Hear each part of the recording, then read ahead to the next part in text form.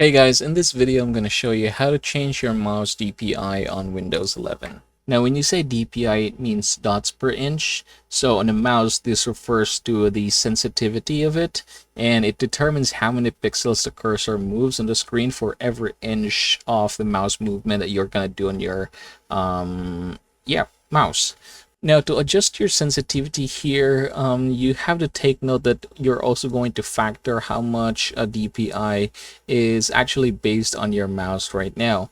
Now, here are some things that you can do on a Windows PC. You can just open your settings, and then from here, just go ahead and type mouse.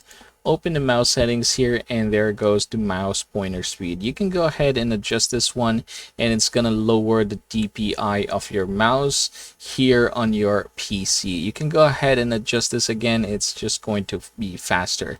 So depending on you and the preference that you have, I'd say in my case I'm fine about 8, and that works for me really well. So yeah, again, that is how you're going to change your mouse DPI here on your Windows 11.